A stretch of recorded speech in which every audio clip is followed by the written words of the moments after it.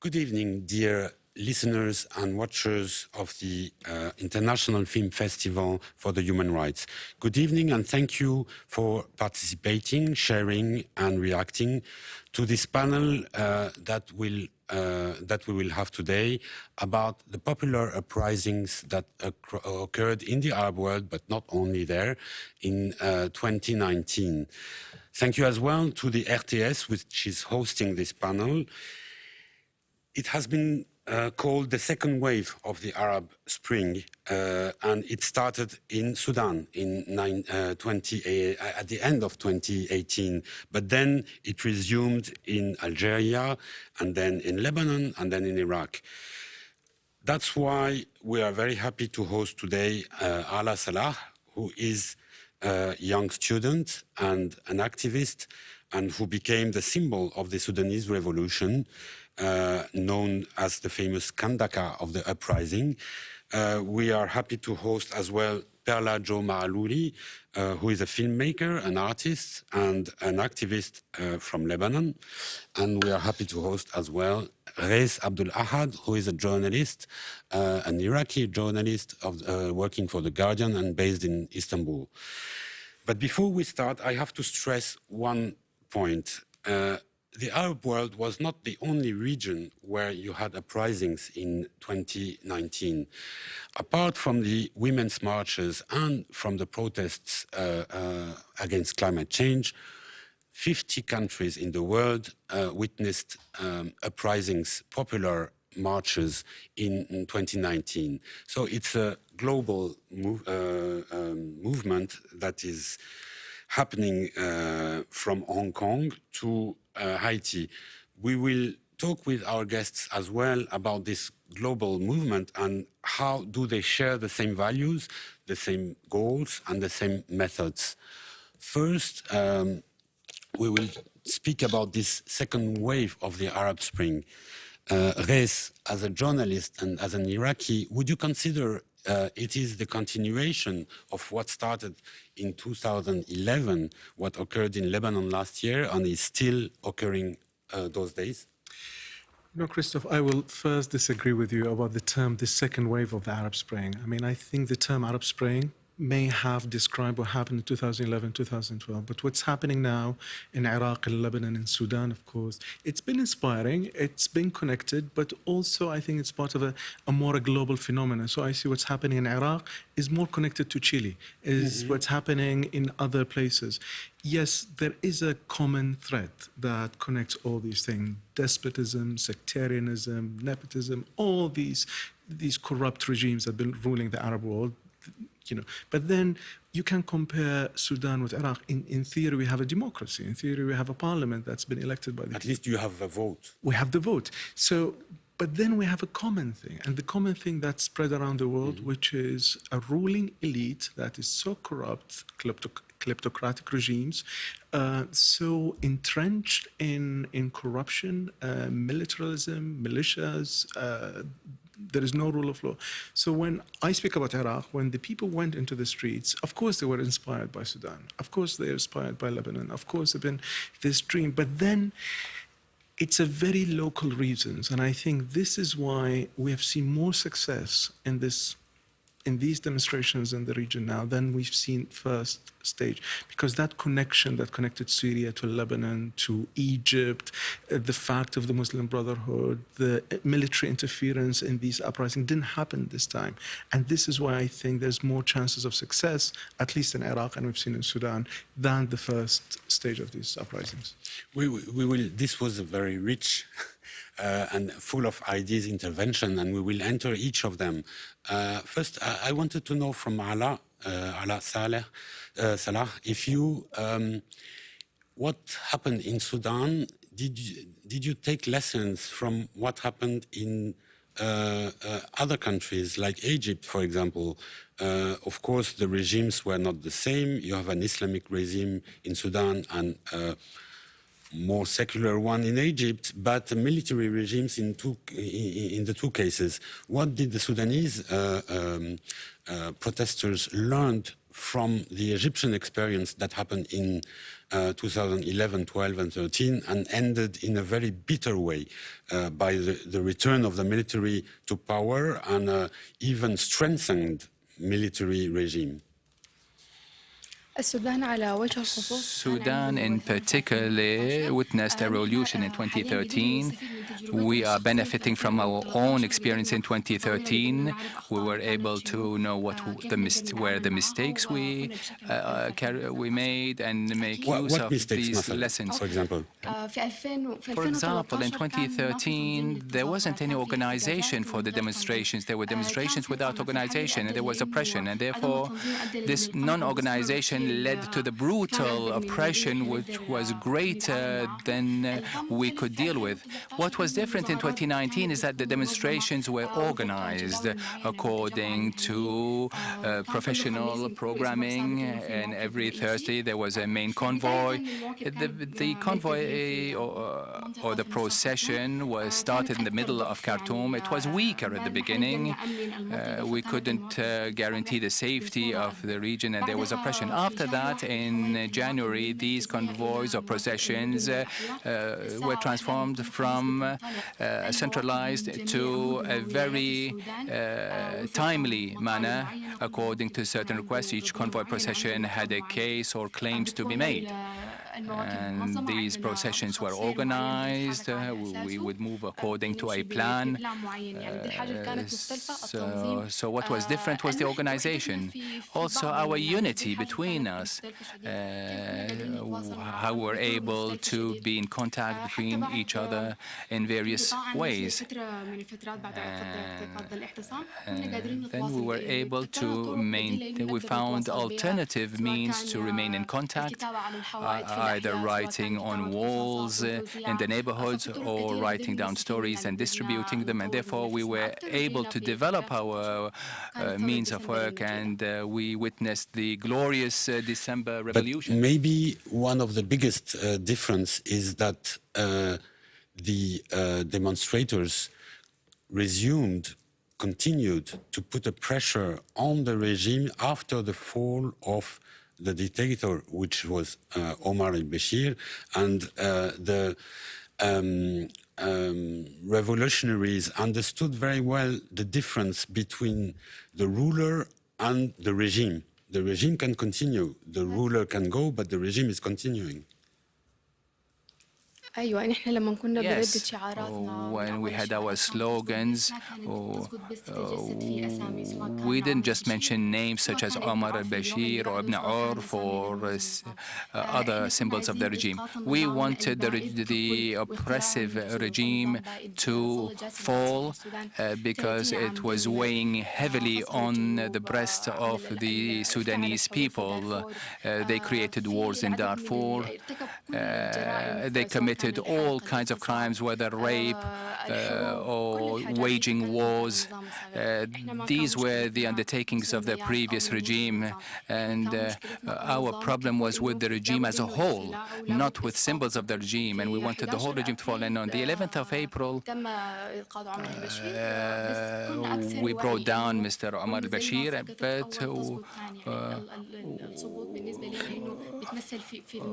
and we wanted the whole regime to fall down. And on the 11th of April, Ibn Auf was brought down, and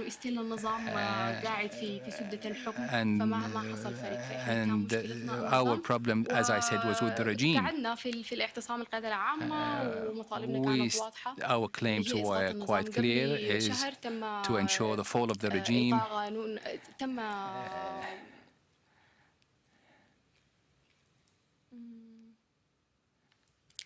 A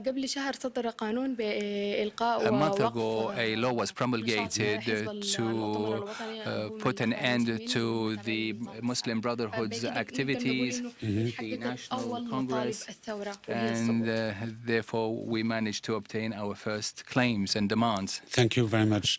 Perla Jo, yeah, if there is a country where everybody would have said, oh no, no revolution in Lebanon. It's too complicated. It's too sectarian. It's too selfish. and maybe there is some freedom. It's the only democracy in the Middle East, so why shall people rise? What is your answer to that? How did you manage to bring people together? We have the illusion of democracy in Lebanon. People have been fighting this just like Sudan. I think you just said 30 years. We've been fighting for this ever since the civil war that ended in 1990. I was born in 1992, so basically there's part of the memory of the bloody memory that the elder generation has made that we don't have it in our memory. So today there are 3 generations that came afterwards, and with the freedom of the truth today through the social media and through the access of the truth, giving the fact that our national TVs are all infiltrated with all political parties, so people are now being capable of being more aware of what's happening around them. People are trying to, like, I'm here today in Switzerland and I see a country, I see solutions, and I see hope to learn and maybe try to implement something back in Lebanon, because people were capable to actually do it. The revolution has started in 2015. There was a revolution. In 2005 there was so people, I've never joined before, but this time I couldn't not to. The streets were calling for everybody. We were at first more than 1 million. And such a tiny country, more than 1 million can bring down a system. But our Molde, and they're just holding on so tight to their chairs, and they're taking it very personal. They're acting blind and deaf with us until today, even though it's time for them to leave. It's time for a new system to rise. It's time for the new generation to take over. It's time for honest and people who have enough conscience to think about their lands and about humanity to take over. It's time for the constitution to be applicable, because we have a good constitution, but it's not applicable. Everything's working through confessionalism today. Everything's working through nepotism, everything. And we're sick of that because it's not working anymore. They have proved their failure today. To the point that we are now in kind of a bank run where the poorest are taking the biggest burden of this financial crisis. We are an upper middle class nation, according to some studies, but yet 1/3 of our population is extremely poor. Why? Because we're now in more than $100 billion debt in Lebanon. We have 3 different numbers of the dollar exchange rate. You cannot take your money from the bank right now, everything you've worked for. We are in one of the biggest economical crises that ever happened. A lot of people have been talking about this. It's been years. I've never heard of it before, but people went down through candidacy before and they spoke about this, and yet they're not in the parliament today. Why? There's something made for solution not to take place in this country due to many regional and international and local factors. Because if we want to compare countries like Lebanon and Iraq, for example, both of them are sharing a sectarian system, but both of them are sharing as well relatively free elections in compared to Sudan or Egypt or no, because it seems that the new thing is that people are asking for citizenship more than democracy. They understand that democracy, the vote, the freedom to vote, is not enough to ensure a real democracy. It seems this is the biggest difference between 2011 and today. If I say, if anything has been achieved in Iraq since the beginning of this uprising in October last year up until today, is the end of sectarianism. So Iraq, yes, democracy, but it's a sectarian system, نظام طائفي, where the Shia will vote for the Shia, the Sunnis will vote for the Sunnis, and the Kurds will vote for the Kurds. And we've been through a civil war. It's a bloody civil war. I mean, I've seen that civil war, many other people seen it. What happened in October if we speak in a sectarian term, you see the Shia poor of Baghdad and southern cities going out demonstrating against the ruling Shia political parties and the ruling Shia militias. If I kind of opened like a tiny... Please. By the end of ISIS in 2018, 2017, yes. the defeat of ISIS, it was the utter defeat of, let's say, the winning of one side of the country over the rest of it. So the Shia militias, the Hashd al-Shabi, the paramilitaries that were instrumental in the fight against ISIS came back and became the ruling class. So those young kids who are demonstrating in the streets, many of them were fighting in the war. Many of them were fighting with the militias. But when the war ended, like in Lebanon after the end of the civil war, people realized that the militia commanders have become entrenched in power, in corruption, in business, while the Shia kids who were fighting in the south of Iraq are still the poor. And there is no electricity to the Shia and to the Sunnis. It's a whole corrupt system. While Iraq is a very rich country. Very rich country. We have $40 billion in. So this is why when 2 years, so end of sectarianism, when you see a young generation of Iraqi Shia kids, they're not demanding reform, Islah in the name of Shia. They are demanding in the name of Iraq. So I sometimes walk in the squares, and I'm an old man and I've seen wars. I have tears in my eyes because I see people just coming together. It was an amazing... So this is the first thing we've achieved in the demonstration in Iraq. A new Iraqi identity, a new Iraqi... The most important thing I would say since 2003 till today is these demonstrations. The other thing that has been achieved is kind of like pushing all these powers, Sunni, Shia, Kurds, into a corner and accusing them by the people, like you've been corrupt, you have done nothing to help the nation. 17 years of $40-50 billion a year, and the living conditions in Iraq are on par with one of the poorest nations in the world.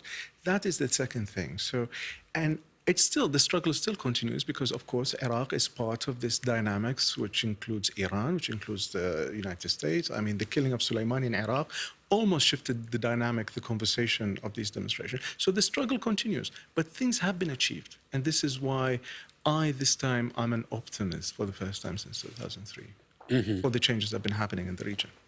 Perla, you were saying it's almost Lebanon. Yeah, because we are in a sectarian system as well, and we lack electricity, but yet we have triple of your debt. Okay, I lost it. So how can we go from a system where you have the right to vote to a real democracy where the citizen is in the middle of the preoccupation of the old system? I mean, where the citizen is the most valued person and not the ruler. Quickly, I would say that, sorry, Afwan. One of the things, one of the things that I would say been achieved in Iraq, or kind of the moderate demands of the Iraqis, were for a new election law, in which one person votes for one member of the parliament, not as a list in which the Shias will go into one list and the Sunnis in one list. So this has been the most important demand of the uprising, which is one man, one vote. Okay. And what's your point of view, Alaa? Sorry. I also lost the idea. Can yes, you repeat, please? What is your view on how to achieve a real democracy where vote is not a fake comedy or a pretext, but a real choice from the citizen? This is why I think the Sudanese Democrats or revolutionaries asked for a 3 years transition and not immediate elections, because they need time to rebuild a political scene and a civil society. Is it? Yes, exactly. The experience of elections in Sudan under the previous regime was as follows. Elections were held, yet they were not transparent and they were not fair. And all the people have agreed that the regime of Omar al-Bashir and his party could not control the country moreover. And then they said that we wanted Omar al-Bashir to rule for another 4 years. In 2018, Omar al-Bashir wanted to reform the constitution and amend it so that he would stay indefinitely up till the end. And this was the turning point for us. Because there have been crises, we have been patient. The economic situation, education, in all those fields, we have been able to be patient. But when came up this idea that the same scenario will come back in 2020, and then the National Congress Party will come back, and Omar Bashir will come back, and this is what we have rejected. The right to vote is a right, but how can we guarantee that I will have my voice? How can I guarantee that this voice is reached, is heard, that is not manipulated? We have a lot of problems around that are going around elections. This is the problem. Yes, Perla. So basically, whenever we go down to the streets and we shout, our politicians go and say, it's the people who got us to the power. And I stood and told them, like, it's your corruption that got you to the power, because we've seen a lot of vote being thrown in the bins. We've seen people who slept as MPs and woke up as not. We've seen their law is made and is sued in a way that suits them so well, in a way that it's so hard to break in. And at the same time, they have a successful system, I have to say. Like, they make people poor and they deprive them from social justice in a way that you're like, yes, thank you for giving me this piece of bread. Now I can go down and kneel for you. But it's now, today some people in Lebanon are asking for sooner to have the elections, but other people are a bit scared because they're not maybe ready, because we are in an economical crisis, and given the fact that when elections run, it's like Christmas time. Money's coming in, every poor person feels like, oh my God, I have extra money coming in this month. I used to feel that as a child. I remember, like, we used to buy services through the vote, and buy services, also you give the vote, and they know you because they have the numbers. You have that much Orthodox in this area, so they see how many people voted. And like, we have to, the day we can provide social justice to our society, this is the day that we can no longer buy the votes. But until now, they're still buying it, and they're managing to get us into the corruption of the election and of democracy. Because this kind of crisis of the vote system, it seems to me that the West is going through it as well. I mean, it's not to such a level, but the voting system is not the only or best way to. There is a crisis in representation. This is, for example, the biggest lesson from the Gilets jaunes in France, that voting is not the only way to ensure people a fair representation. The weak need. Whoever the weak are, it can be the poorest ones, it can be the women, for example. They need some rights that are not ensured only by elections, because elections is only about a share of power, and then people are not obliged to enact a policy that protects the people who voted for them. Or that empowers the people. So for me, it seems that this big point of the crisis of representation is one of the big, it's a world crisis and not only an Arab one, as you said. I would, again, have to disagree with you. Okay. I mean, yes, there is a problem in representation democracy everywhere in the world, but I think there is such a big gap between what's happening, for example, in Iraq and Lebanon, Sudan, Algeria and other places, and what's happening in the West. It could be an existential issue, it could be a representation issue, but in Iraq, for example, although we have democracy, although we have constitution, when the kids went into the streets demonstrating which is a right guaranteed under the constitution, 700 have been killed up until today. 700. 28,000 injured, and thousands are in jails and missing. This is in a democracy that was established by the Americans and everyone else. So this is huge. We are fighting against entrenched powers that are military, that has, I mean, Omar al-Bashir and the party has been looting Sudan for decades. Will they let go easily? Of course not. Same thing in Iraq. Will the militias, will the prime ministers previously from 2003 till today, will they relinquish power? Will they give up their weapons? I mean, one of the things that the kids in the street are calling for, that as-silah al-dawla, that the weapons belong to the army, to the state. Which militia is willing to give up its weapons? This is our struggle. It's a huge, huge struggle, and we're just starting. Both of your countries, Alaa and you as well, in Lebanon, you have, I think, militias, armed militias, which are outside the state. Hezbollah, in your case? في القوات المسلحة عفواً الحركات المسلحة We have armed forces that have rebelled against the former regime. This is on one hand, but on the other hand, we have the Janjaweed forces. My question is, what to do with regimes who are ready to kill tens, hundreds, or even thousands of protesters? What kind of strategy can be enacted against those regimes? Violence or still Selmiya, the peaceful? We tried violence, but we're not as good as they are. We're not as strong as they are, and they've been playing this dirty game for so long. We've already had a lot of Lebanese who are injured, a lot of Lebanese who lost their eyes because they shoot rubber bullets on top of the head. They don't even have the decency to shoot on the leg. We have a lot of people who lost their memory because they hit them on the head. Women, men, they don't care. Kids, it doesn't matter. I want to add just before you were talking about getting rights for poor and women, also men, I have to say, because we have a father who suicided a while ago in front of his kids' school because he couldn't pay tuition. This is also like everyone today is on this boat in this crisis. We need to speak about humanity, I think, and it's really hard to you consider them to be militias. For them, if you go and speak, because I sat with these people.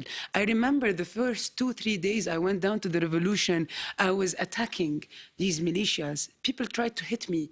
Instead of me fighting back with violence, I sat and had coffee with them.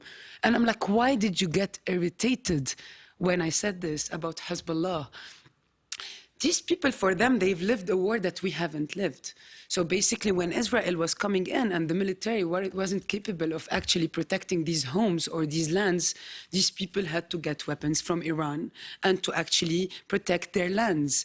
So for them, they have a different sort of history. For them, we don't even study the same history. We don't even, we don't listen to each other. This is the first time through this revolution that actually Lebanese from different regions are understanding and listening the problems that are happening today. We had militias too, like even in the civil war, we were the militias. My father, if you want to consider, like they fought for the Christian side of this. This was also back then crucial. So they all have blood on their hands. The problem is today that I don't even want to put them in the equation of the problem. I want to swipe them off. Yeah, but they will not disappear like that. So how can you, for example, Sudan knew a big repression on the 3rd of June, last 3rd of June, with hundreds of people killed, raped, or even thrown into the Nile, disappeared.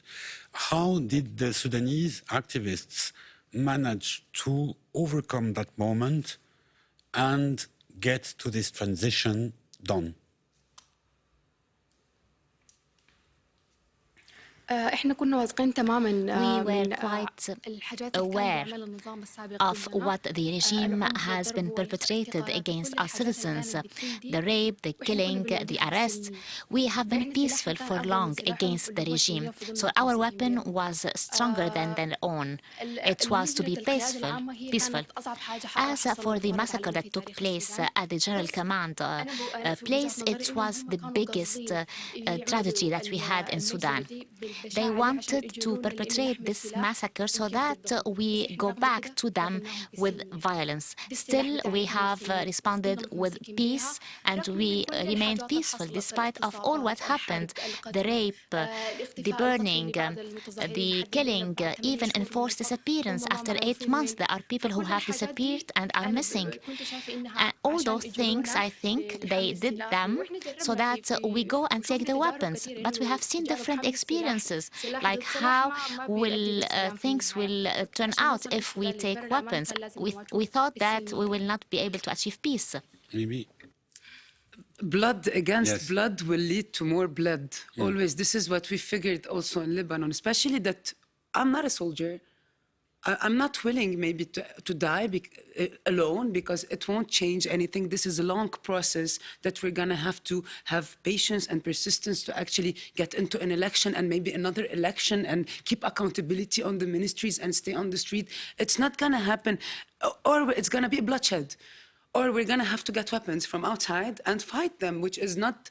we are not people who are living on the street and coming, and we are really people who have work and have studied and who are who have a bit of like social awareness and want things to go more humanely in your country and for you as a citizen to get your right. But I remember one time when they used tear gas on us and it was expired, which is like, and they throw water on you first for you to get even more hurt, and you're like, who are you fighting? When they went as a government to get the trust, we were thousands telling them there's no trust.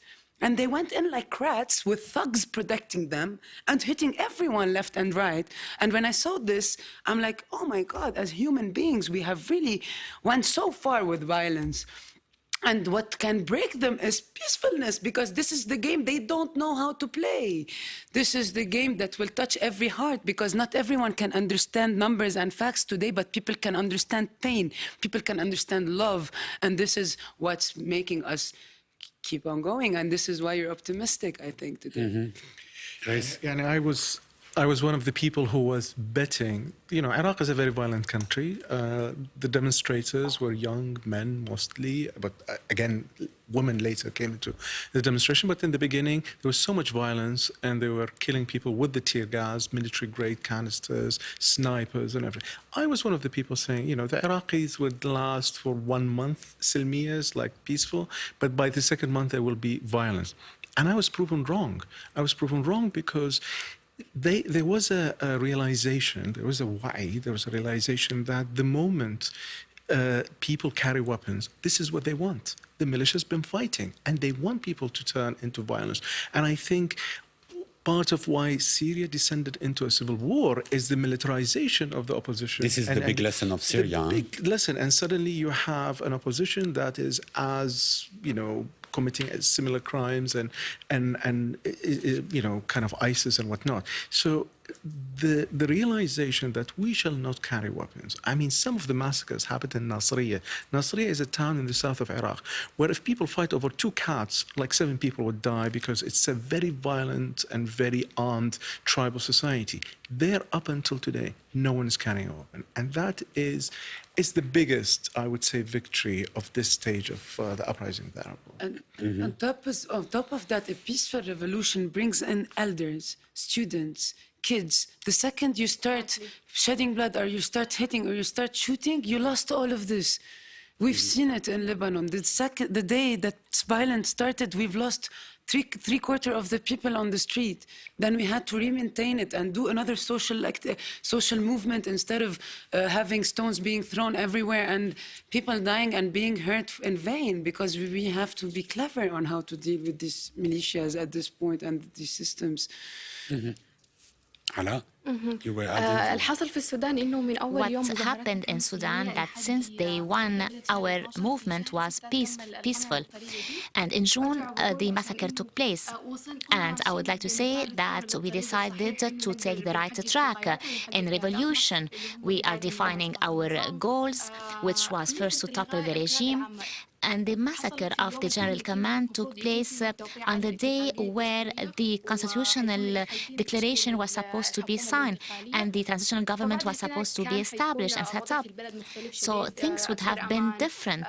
We would have been more secure, more safe, and we would be chanting slogans of democracy and justice, so that in 3 years we will be able to reach safety in Sudan with a country that is ready to hold free and fair elections. So this is why they have perpetrated the massacre. They wanted us to go off the track, and they wanted us to take weapons so that we respond to them with violence.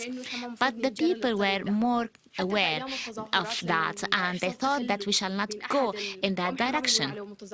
Sometimes some protesters were infiltrated by people who wanted to incite others by violence. When something of that happened, we knew that these people are not from us. They just want us to go in a different direction. So we knew that those people were with the former regime. This is why we would tell about them so that they will be arrested. Those people wanted to push us for violence, towards violence, but we didn't want that. Now, I want to jump to the issue of religion. Would you say that the movement that occurred in your different countries show that the people want religion to stay as a private matter and not a public one in the public life or politics? If I may answer, I mean... Yes, Ghaith. Sorry. Yeah, please. One of the most important things, political Islam in its Shia form, let's say, has been ruling Iraq from 2003 till today. Mm-hmm. And one of the biggest things that happened in Iraq, two things at the same time. So again, the crowd is not a secular atheist crowd. It is a religious crowd. But that crowd, which is religious, is saying no to the religious parties to continue their interference in Iraq. They are Shia. They still go to Karbala and Najaf, but they don't want to have ruler who says, I'm ruling you by the name of religion, and then so one of the biggest chant by the name of religion, the thieves have stolen us, and that is a very important thing, is the bankruptcy of political Islam after 17 years, 18 years in this region, whether it's Shia, whether it's Sunni, whether it's Muslim Brotherhood, something else. Sunni as well, because you cannot say that the experience of power of Muslim brothers in power was such a success in Sudan or in Egypt even. And one other thing which is very important to Iraq is this demonstration in Iraq could have been wiped out day two, just like happened in Iran. The thing that maintained, and this is an oxymoron. So the clergy in Najaf were supporting the demonstrators because they found that a political form of religion is leading the country to another civil war. So there was a recognition in Najaf that we need to support the demonstrations if we want to avoid another civil war. At one point, we were very close to a civil war between the militias themselves, but that has been pushed back because of the role of the clergy, which is opposed to the political religious movements. In Lebanon, Perla. In Lebanon, you have the Christian Muslim, I'm going to speak broadly about it. We have been raised in fear.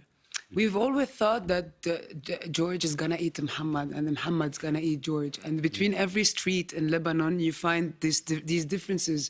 And even though today they tell you, no, we're not sectored, we are sectored in every street, through every region. And they used gods to put fear in us, and this is such a shame. Today, it was for the first time through this revolution that people have been saying no. Like, no, we literally were all sorts of religion, Durzi, Shia, Sunni, Christian. We were all on the street and we were saying sectarianism, like seriously. And they have the confessionalism system that has been growing for years, where they actually take hold of ministries, and this one takes this land, and this one construct here. They're taking off all archaeological places just to create political parties, bases, and it's unacceptable today.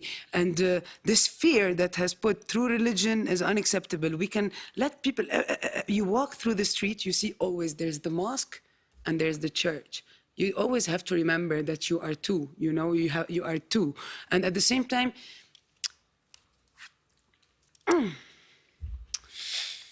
people can pray in mosques and church. You can pray as long as you want, as much as you want. But praying today has nothing to do with politics, with the clean political system where there are rights of citizens being provided. We are done with this. Like when this system was formed, the Lebanese system, every religion was so afraid of their existence. So they told them, come, we'll give you a part. Come, we'll give you a part. These people, today my grandmother tells me, don't get close to the president. He's Christian. I'm like, grandmother, but he's not doing his job. I don't care if he's Christian. I don't care if a Muslim come as president, but he's doing something good.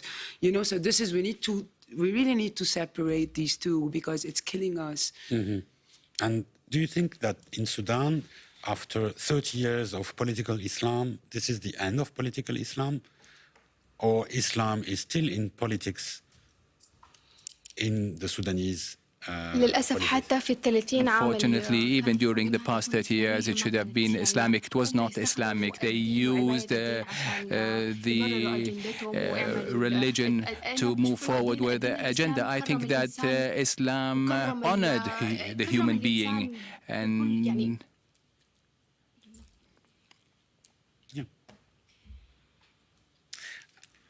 would you say that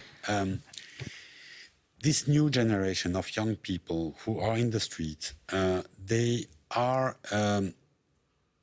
less religious, maybe, or they don't want religion in politics, at least, let's say that. They are not less religious, but do they are as well asking to manage their own personal life according to their will? I speak about their gender choice, about who they love, who they meet, how they speak and how they express, and this is part of a global world movement. Ghaith, maybe. Yeah, one of the things that's very important in the Iraqi demonstrations, the amount of girls and women in the demonstration. When I say women, I don't mean women in their 30s and 40s. No, young people in their 20s and teenagers, students. They leave their high schools. There's so many videos of schoolgirls standing up to the principals when they tried to tell them, don't go to the demonstration. No, we go to the demonstration. This is a new generation. This is a generation that has seen civil war.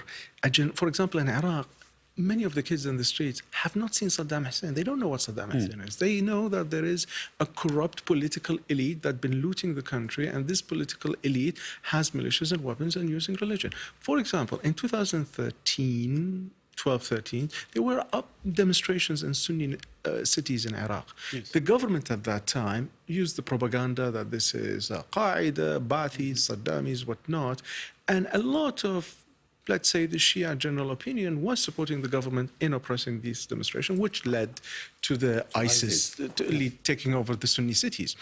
Now, today, I hear so many people telling me, oh, now we understand why the Sunni cities were having these demonstrations. Now we understand. Because once you break this, as Perla was saying, once you break that cycle of making you scared of the other, of keep fearing the Omar and Ali, the Muhammad and George, the Janjaweed and the South Sudanese, once you break that cycle of fear, then everyone stands up and realizes, oh, we've all been looted by the same corrupt ruling elite. And that is very, very important thing. So yes, there's a new generation, a generation that not necessarily secular or atheist, but a generation does not want political religion ruling the country. And if we go out of religion, but we speak about the LGBT rights, for example, are they in front of this Lebanese revolution? They took part of it, of course. It's a revolution that's raising a voice for freedom of expression, for freedom of being, for freedom of respecting the body, for freedom of respecting your presence as a human in this world, on this land, in this nation, paying taxes and getting your rights and getting what you need out of it. LGBTQ community in Lebanon has faced also a lot of discrimination, a lot of harassment, even women in Lebanon until few years where we stopped the honor crime.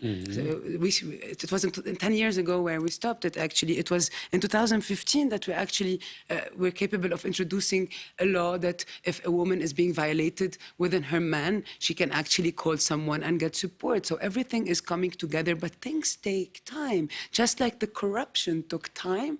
And I think we're really far to talk about LGBTQ rights. At this point in Lebanon, we still can barely have electricity and water and a working system. But I believe that your freedom, you are born with your freedom. As I said before, once we are born naked, and then suddenly layers within society comes within us, and we have to deal with it. But sometimes you don't. Sometimes you find your freedom within you. But once you get and see these people on the streets standing within the diversity and the solidarity, you feel so strong, you feel so capable, you feel like everything is possible. And this is what's killing them today. Alaa, when did this generation got his ideas and its ideas? I mean, where from? I mean, after 30 years of oppression, dictatorship, broken censorship, broken no culture, broken university and schools, how did those people learn about freedom by themselves? Unfortunately, I want to answer your question, but there's something I need to say first, and then I'll come back to your question. Unfortunately, the former regime that managed or ruled the country for 30 years and called itself Islam was not implementing Islam in the Sudan. We don't have any problem with Islam. It's a religion that has honored humankind. But the problem is that the regime was wearing the clothes of the clergy to pass to move forward with its own agenda. Islam didn't say kill, didn't say rape, didn't say burn, didn't say wage wars, didn't say to do any of these. But they used religion so that they commit all their actions. Even the religious people, unfortunately, in Sudan, most of them were affiliated to the former regime, where they were considering licit or illicit whatever they wanted according to their own or the requirements of the regime, or what the regime wanted to exercise, what crime the regime wanted to exercise against humanity. So the problem is not in Islam, the problem is in using Islam to carry out other things. And this is a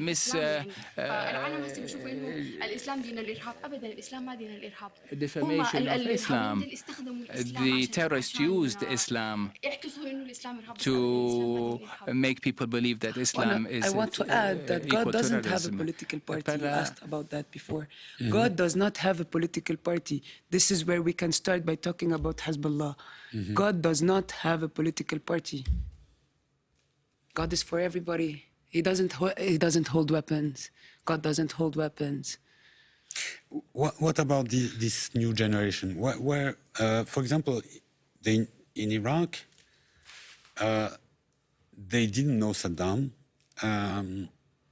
Some of them are talking about Qasem, the General Qasem, who is quite an old nationalist of the 50s.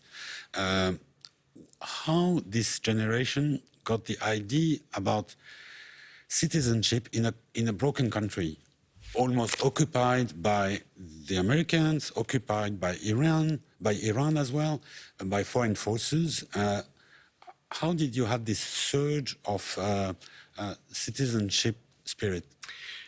For exactly these reasons, because the country was occupied by the Americans and by the Iranians. So both of them behaving like with the arrogance of an occupying power. It creates this reaction of what's wrong with us? I mean, why we are being ruled? Why we're being ruled by so many bad people at the same time? And nothing that's been said in these demonstrations, by the way, is a new thing. I mean, every Iraqi will sit with you and look at the sewage, with the electricity. There was nothing new. But then my generation, a generation that's seen the civil war, is very cautious to go back into the street because they don't want another round of ISIS. And this is why people in their 30s and 40s and 50s didn't go to the streets first. It was the young generation, the 20s and lower. through social media, through reading, through poetry, through losing belief in the system that's been marketed, which is a religious system. But I mean, the amount of people who've been, atheists writing in Iraq, it's massive. So those people who started evolving ideas about religion and public space, about man and woman, about citizenship, and about services.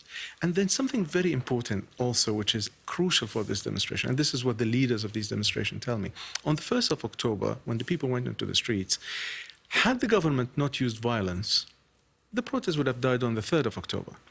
The fact that 157 people were killed on the first day, that created so much anger and so much resistance, and so many more people went into the streets. So to answer your question, yes, it's a new generation. It's a generation open through social media, or through exposed to all these ideas, people traveling, people coming, many writers in Iraq now, many novelists in Iraq. So that created the new sense of identity. But also the violence of the state created the reaction that led to the... The harder they come, the more resistance you will find. Ghaith, you mentioned Chile as a country where you had big demonstrations from a young generation. It was not exactly for the same reasons, but it was because of the excesses of a very wild capitalistic system, which makes you pay for everything. From health to studies to electricity, water, for almost everything. It's one of the most